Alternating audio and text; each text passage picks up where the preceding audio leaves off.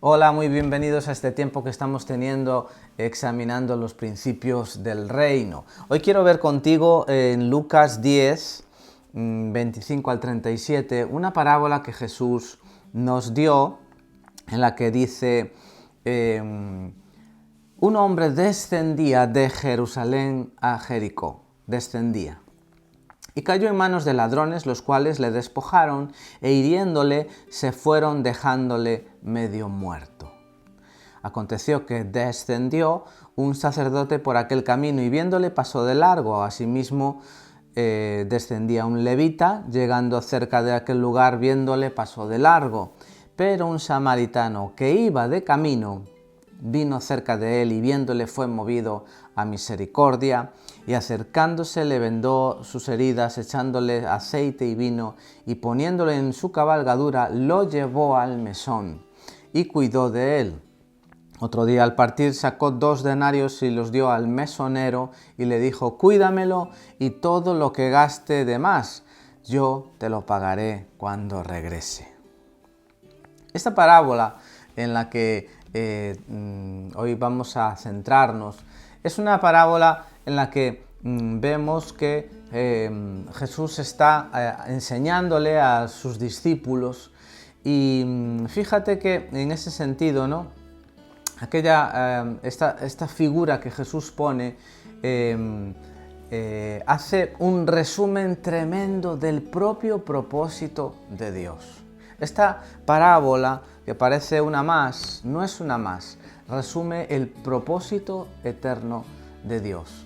Hace toda la historia bíblica, si quieres, allí Jesús, empezando desde la creación, la caída del hombre, la redención y hasta esa segunda venida de Cristo que esperamos cuando Él vuelva. Todo esto, si quieres, está ahí contenido en esta parábola y hoy quisiera verlo contigo.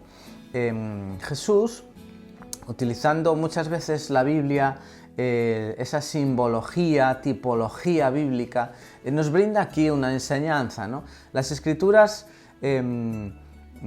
son hombres y mujeres de distintas culturas, formaciones, condiciones y realidades que estaban sin saberlo muchas veces, pero inspirados por Dios, por el Espíritu Santo, estaban dejándonos un mensaje muy claro de cosas incluso que iban a venir. Entonces, el propio Jesús, allá por el capítulo 3 de Juan, quiero decir, en el capítulo 3, en el versículo 14, Jesús pone un ejemplo de la simbología y de tipología bíblica, ¿no? Él dice que, igual que con Moisés fue levantado, él levantó una serpiente en el desierto, ¿sí? El pueblo estaba siendo mordido por una serpiente y Jesús dice: mira, igual que Moisés levantó una serpiente en el desierto, es necesario que el Hijo del Hombre, hablando de sí mismo, sea levantado, para que todo aquel que en él cree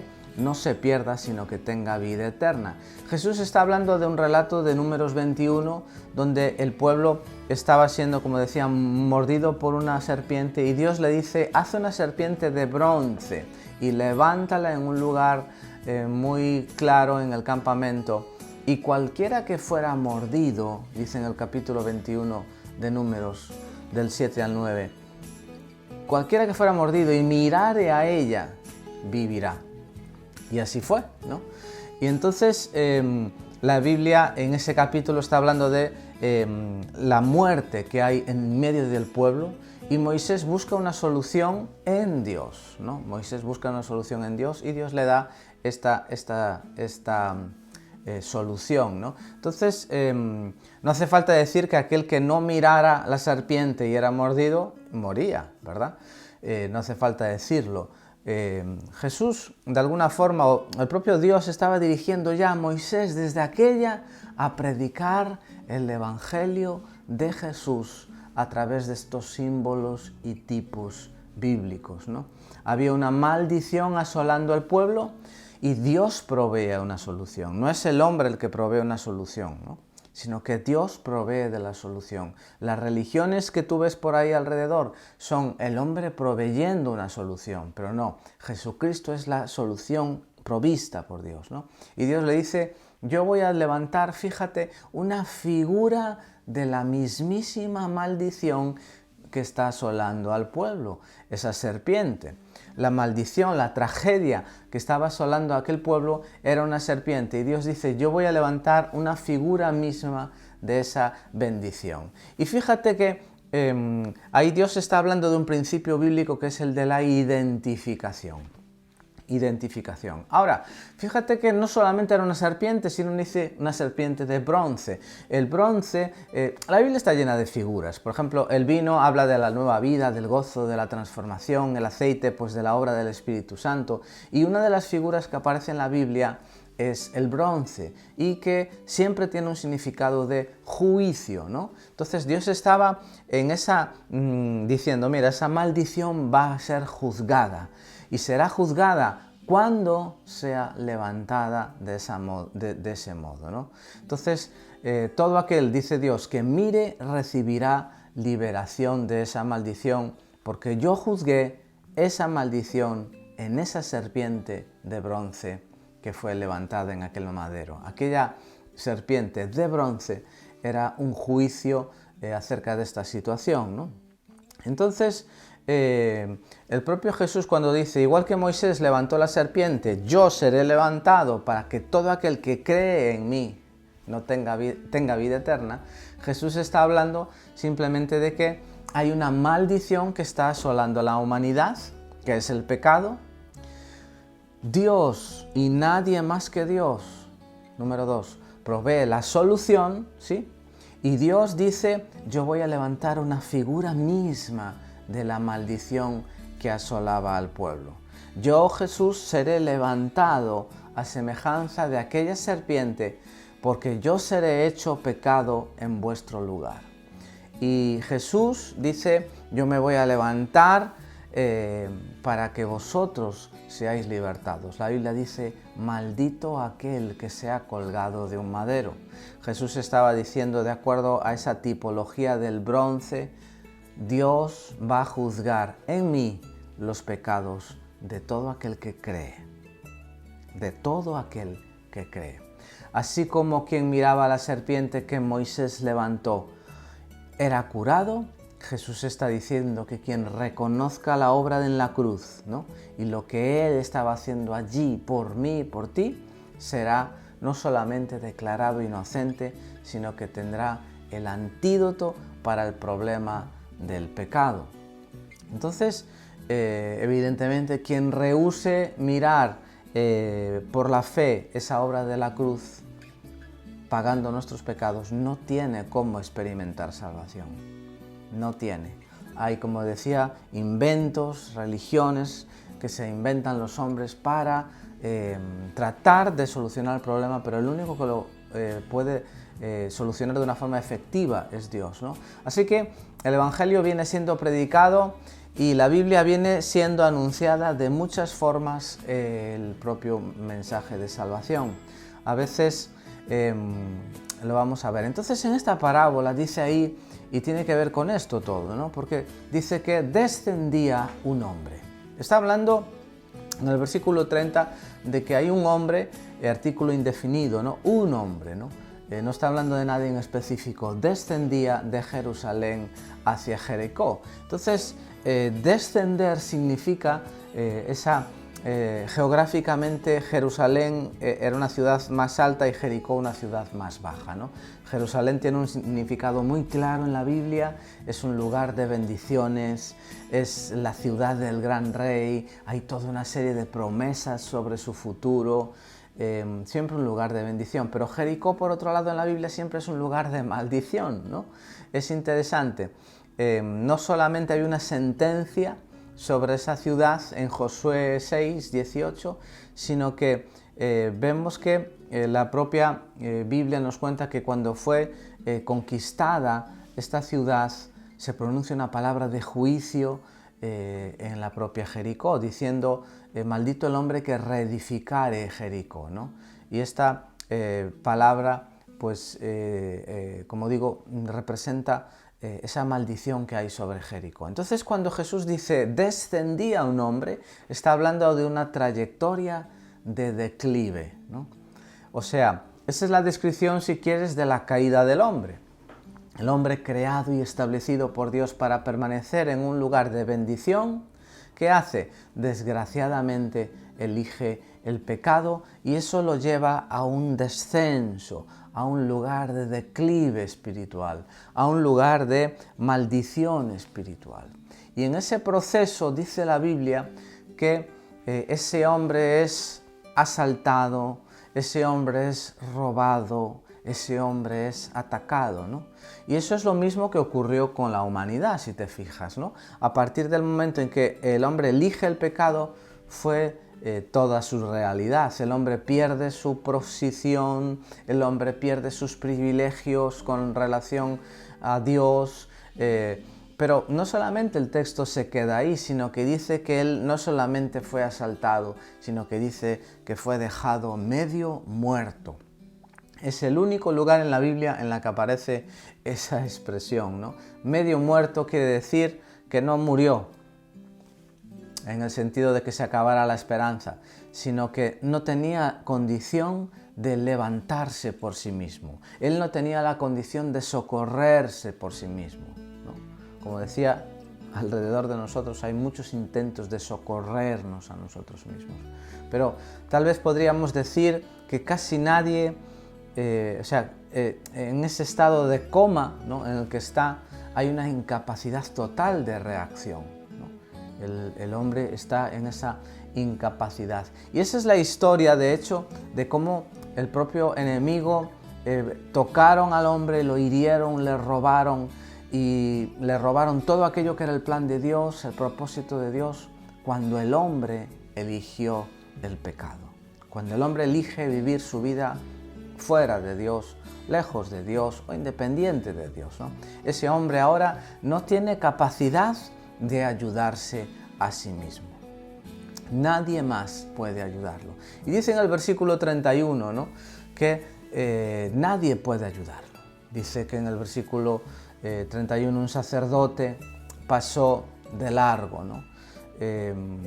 Gente, en esa simbología bíblica también, ¿no?, los dos primeros que pasan no podían ayudarlo. Habla de gente que es incapaz de ayudar a alguien que necesitaba ayuda, ¿no? Es increíble que dice el Salmo 49 en el versículo 7 y 8 diciendo: ninguno de ellos podrá, hablando del ser humano, en manera alguna redimir al hermano, ni dar a Dios su rescate, porque la redención de su vida, dice, es de gran precio y no se logrará jamás.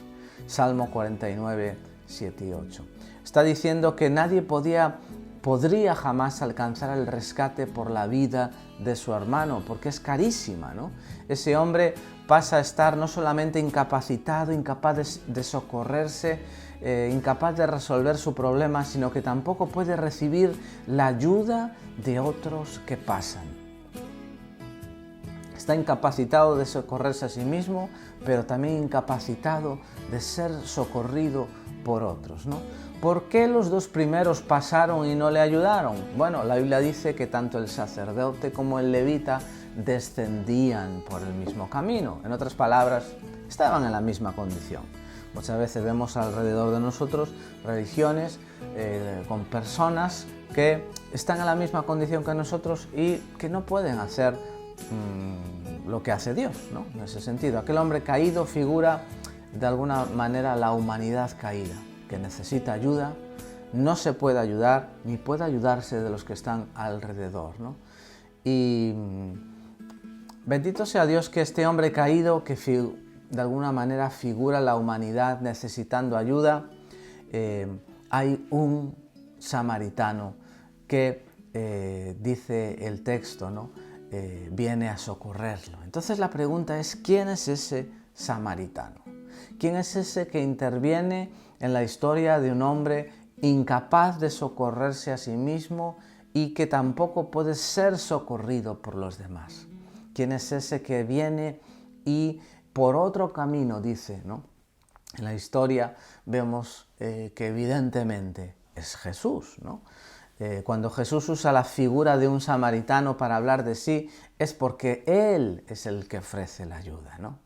Y es interesante fijarnos que en las figuras anteriores al samaritano, en primer lugar, los judíos no se llevaban bien con los samaritanos, más bien se llevaban muy mal, ¿no? No los aceptaban. Y con eso Jesús ya estaba anunciando que su pueblo iba a hacer algo muy parecido con él, ¿no? En Juan 1 dice que él vino a lo suyo, pero los suyos no le recibieron.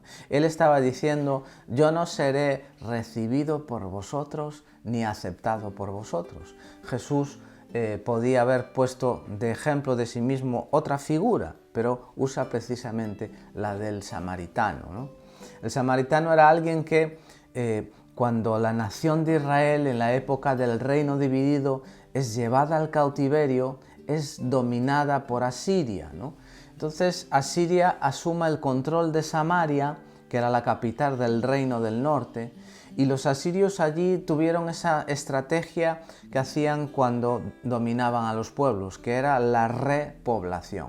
Lo que hacían los asirios eran traer pueblos que conquistaron en otros lugares y los traían a vivir allí.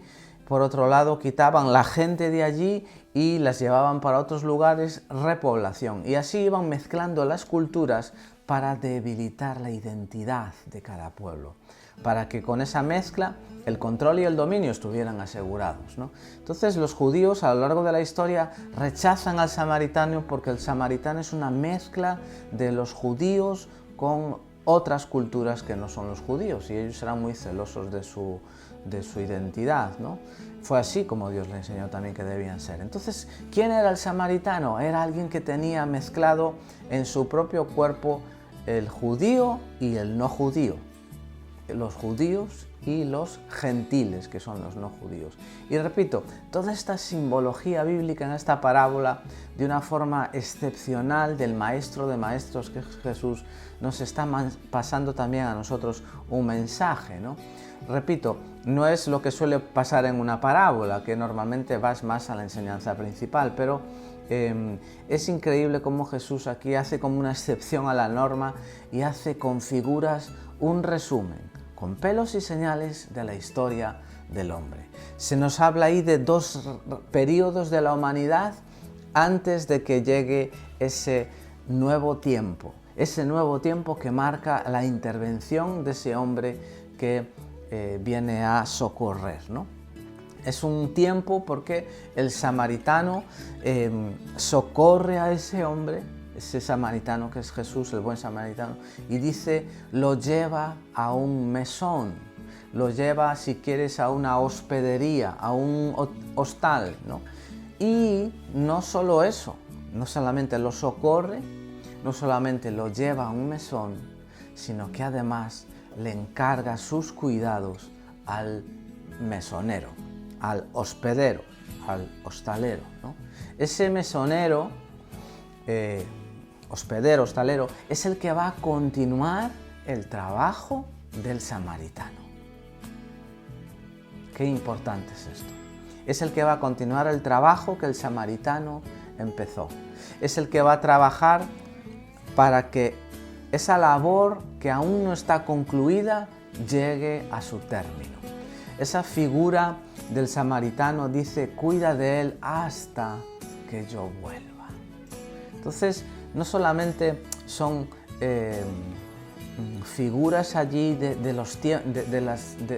personas, ¿no? Como el propio Jesús, las personas que están alrededor, que son los sacerdotes, pretendiendo ayudar al hombre sin poder, etc. No solamente hay un despliegue de figuras, sino que también habla de períodos y de tiempos, ¿no? El samaritano figura no solo una persona, que es la persona de Jesús, sino que también es un periodo, el periodo donde viene la primera venida de Jesús, ¿no? Hasta la segunda venida de Jesús. Es decir, si la tercera persona importante de la historia, que es el samaritano, la vemos como un tiempo, necesitamos volvernos a ver esos dos primeros también figurando otros tiempos. Dice en Romanos 5:14 que la Biblia divide el primer momento de la historia, hace una división allí en Romanos diciendo, reinó la muerte desde Adán hasta Moisés. Hay un tiempo ahí, ¿no? Un periodo. reinó la muerte desde Adán hasta Moisés. Pero, tenemos un periodo antes de la ley, ¿sí? La ley fue dada en Moisés y dice que ahí el pecado reinó. Entonces tenemos un periodo a partir de Moisés, cuando llega la ley, cuando llegan los mandamientos, cuando llega la luz de lo correcto y lo incorrecto, donde el pecado queda al descubierto ahí, y dice Juan 1:17, la ley por medio de Jesús fue dada, pero la gracia y la verdad vinieron por medio de Jesucristo. Entonces, esos dos versículos, para ganar tiempo, están definiendo, primero, hay un primer periodo de la historia de la humanidad, desde Adán a Moisés, y luego hay un segundo periodo de la historia de Moisés a Jesús, ¿sí? Pero hay un tercer periodo también en esta parábola, que va desde que Jesús vino a la primera venida hasta la segunda venida, ¿no? Sí, habla ahí como de tres periodos. De Adán a Moisés, ¿sí? Ahí llega la ley en Moisés. De Moisés a Jesús y de Jesús hasta la segunda venida de Jesús. El sacerdote, el levita y el samaritano representan también no solo personas, sino períodos de tiempo, ¿no? El sacerdote y el levita era el que ayudaba en el templo también, son dos periodos antes de Jesús. El sacerdote, si quieres, antes de Moisés y de la ley, Dios instituye el patrón del sacerdocio allí. Ya existían sacerdotes, pero no se ve a nadie siendo instituido como un sacerdote, no se ve un patrón establecido. En la propia Biblia vemos gente que eran sacerdotes, pero no había un patrón allí determinado, ¿no? Entonces, a partir de la ley de Moisés, Dios comienza diciendo, ahora cada uno no va a hacer aquí su propio culto, no va a hacer su propio sacrificio. Él instituye allí un periodo que es el del sacerdocio, ¿no? Y la humanidad es interesante porque no podía ser socorrida. ¿Por qué? Porque la Biblia dice que el sacerdote descendía por otro camino, ¿no? Por el mismo camino. El que venía por otro camino era el buen samaritano, que es Jesús. Todo el mundo estaba en la misma condición, ¿no? El propio levita del que habla allí es también otra figura religiosa. Y Jesús, repito, con estas dos figuras estaba hablando de la impotencia del hombre mismo dentro de la visión del culto, dentro de la visión de la religiosidad, de resolver su propio problema, la impotencia, ¿no? Y esas dos figuras no son escogidas por Jesús al azar. Hay una diferencia entre el sacerdote y el levita, ¿no?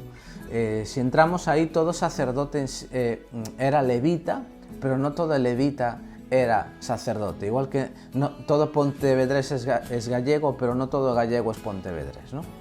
Entonces los levitas trabajaban en el templo sin necesariamente ejercer el sacerdote. Y Jesús escoge la figura del levita para ponerlo en esta parábola. ¿Por qué? Porque hay muchos cambios que están ocurriendo allí en tiempos de Jesús. Hay muchas cosas que están ocurriendo a nivel del templo, ¿no? Pero Jesús, cogiendo al levita y al sacerdote, está cogiendo todo ese entramado y diciendo, la religión no puede resolver el problema del hombre.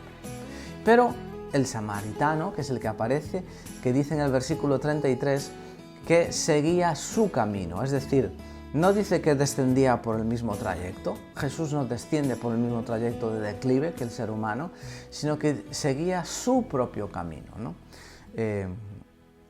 Es ahí donde uno entiende ese misterio de la redención. ¿Por qué Dios necesita hacerse hombre? Igual que la serpiente de bronce tenía que ser serpiente para acabar con el problema de la serpiente, cómo Dios necesita hacerse hombre para que el hombre también pueda cargar y juzgar el pecado del hombre. Solo uno semejante podía hacer ese trabajo. Además, tenía que ser alguien limpio de pecado, no podía ser alguien que estuviera en la misma condición. Por eso Jesús es concebido por el Espíritu Santo, nacido y generado sin pecado, porque Él es el único que pudo hacer el camino inverso. El único que pudo hacer el camino inverso. Así que El samaritano dice que aplica aceite y vino al herido, lo sube al caballo porque él no tiene condición ni siquiera de andar por sí mismo. Y empieza un trabajo, pero tenemos que entender que ese trabajo apenas acaba de empezar. Ese trabajo tiene que ser acabado. Ese trabajo dice que encuentra una hospedería y confía el cuidado de ese camarada caído a un hospedero. El samaritano simplemente empezó el trabajo. Ahora, quien va a acabar ese trabajo es el hospedero. El que va a tener esa encomienda es el hospedero, que además tiene su propia hospedaría, ¿no? ¿Quién es el hospedero? Bueno, Jesús dice, interpreta todo esto. Él dice, conviene que yo me vaya, pero yo no os voy a dejar solos ni abandonados. Yo voy a enviar a otro ayudador. Ese otro, si bien yo empecé a ayudar, yo pagué la cuenta, ese hospedero viene a continuar la ayuda que yo inicié. La ayuda no terminó, la ayuda tan solo empezó. Yo la he iniciado, yo he hecho una grandísima parte, pero ahora viene alguien que va a continuar el trabajo, que es el Espíritu Santo. Dios Padre, Dios Hijo, Dios Espíritu Santo conforman la Trinidad. Entonces, esa ayuda no terminó, sino que Jesús vino a hacer, por causa de su venida y de su muerte, vino a hacer el inicio del trabajo, y hasta que Él vuelva para el cumplimiento de todas las cosas, el Espíritu Santo asume la continuidad de ese trabajo. Así que no existe vida cristiana sin el Espíritu Santo. El trabajo de Jesús no está acabado ni se acabará sin la obra del Espíritu Santo en mi vida y en tu vida. Por eso es tan importante que nosotros entendamos bien estos aspectos, ¿no? Es ahí cuando en 2 Corintios 3 se habla de una alianza refiriéndose como el ministerio, diciendo el ministerio, la letra mata, ¿no? Pero dice la letra mata diciendo que en ese sentido, en el contexto de la ley de Moisés, pero la ley solo mostraba la fuerza que el pecado tenía, la incapacidad que el hombre tenía de resolver el problema. Así que la letra mata, dice, pero el Espíritu vivifica. Es decir, solo la obra del Espíritu Santo trayendo una nueva vida, un nacimiento de nuevo en nosotros es lo que nos va a poder vivificar, ¿no? El Espíritu Santo vino para precisamente aplicar la vida de Dios en nosotros. El Espíritu Santo, en ese sentido, no va nunca a competir con la centralidad de Cristo en el mensaje. Nunca va a competir. El Espíritu Santo apunta hacia Jesús. Él es el único digno de gloria. Él es el que vino y pagó el precio. Él, Jesucristo en la Escritura, ¿no? Es el propósito del Espíritu Santo siempre, siempre, siempre es glorificar a Jesús, promover a Jesús, concluir la obra de Jesús. Todo gira en torno a Jesús, y eso es muy importante en tiempos donde a veces hay un énfasis a veces no muy correcto con respecto a todo esto, ¿no? Esta obra del Espíritu Santo siempre glorifica a Jesús, promueve a Jesús y concluye, ¿no? Va a concluir la obra de Jesús. Y nosotros necesitamos entender la importancia de la obra del Espíritu dentro del plan y del propósito eterno de Dios. Necesitamos entender ese propósito y ese lugar que tiene dentro del plan la obra del Espíritu Santo. Sin el Espíritu Santo nosotros no podemos ser llevados a donde Dios quiere llevarnos, ¿no? El Espíritu tiene una hospedería, tiene una casa, tiene un lugar de trabajo. Y eso señala la importancia también de la iglesia, ¿no? Hay mucha gente hoy en día diciendo por ahí que no necesita la iglesia, etcétera, que uno se reconecta con Dios a través de Jesús, que ya está el Espíritu Santo, y es verdad, pero el Espíritu Santo tiene una hospedería, tiene un lugar para completar el trabajo, tiene un lugar donde Él se mueve, ¿no? Tiene un lugar muy importante. Y la Biblia dice en esta parábola, para acabar, que el buen samaritano le pagó 2 denarios. Entonces el denario era un pago por un día de trabajo, ¿no? Entonces el samaritano, cuando paga 2 denarios por adelantado, él está diciendo: estoy pagando 2 días de trabajo. Si la cuenta se pasa, yo cuando vuelva pago. Pero mi intención es que se resuelva esto con 2 días de trabajo. Y eso es muy importante, ¿no? Y es una parábola muy profética, porque llama la atención aquí de la importancia de la obra del Espíritu Santo en nuestras vidas, de la acción del Espíritu Santo en nuestras vidas, pero algo que no es opcional, pero en ese sentido, ¿no? La obra del Espíritu Santo, siendo tan importante en nuestra vida, y siendo tan necesaria, de alguna manera es una obra que Dios espera que a través del Espíritu Santo se edifique, ¿no? Se edifique en un periodo de tiempo previamente calculado, ¿no? La obra que el Espíritu Santo quiere hacer en nosotros, y los propósitos que Él quiere hacer, y la edificación que Él quiere hacer en nosotros, no puede durar 5 días si puede durar 2. No puede durar 15 si puede durar 5. ¿Por qué? Porque Dios también tiene, en cierta manera, una especie de prisa, ¿no? Como que el hospedero viene a nuestras vidas a continuar el trabajo, pero quiere hacer el trabajo sin prisa, pero sin pausa. Tiene un tiempo, de alguna manera, como precalculado, ¿no? Tiene que ver con la manera en que tú y yo vivimos. Tiene que ver con la manera en que ser guiados por el Espíritu Santo no es solo vivir la manifestación de lo profético y tener la dirección de Dios. Todo eso está bien, es necesario, sino que el propósito del Espíritu Santo también es producir en nosotros la imagen del Señor Jesús. La imagen de Jesús, ¿no? Y a veces me extraña, y es extraño ver la vida de creyentes que pasan los años y es siempre la misma, ¿no? Y el samaritano dio el pago por 2 días, es decir, hay un espacio de tiempo, ¿no? Él vino a hacer, el Espíritu Santo, un trabajo, pero no solamente es levantarnos del suelo donde estábamos caídos, sino transformarnos en la propia imagen de Jesús, y hacerlo pronto, y hacerlo en tiempo, ¿no? Hacerlo en tiempo en nuestras vidas. Entonces, no nos podemos desenchufar de esa visión, ¿no? Necesitamos del Espíritu Santo y necesitamos también correr hasta alcanzar nuestro destino. Apurar en ese sentido. Dejar y trabajar y colaborar con Él para que la imagen de Jesús se cumpla y sea hecha real en nuestras vidas.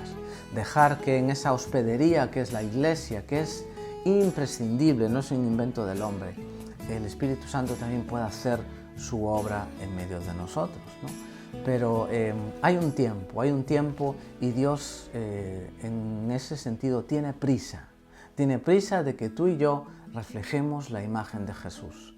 Tiene prisa de que tú y yo seamos personas que nuestro carácter sea moldeado en nuestras vidas, no inmediatamente, pero sí con una relativa prisa, ¿no?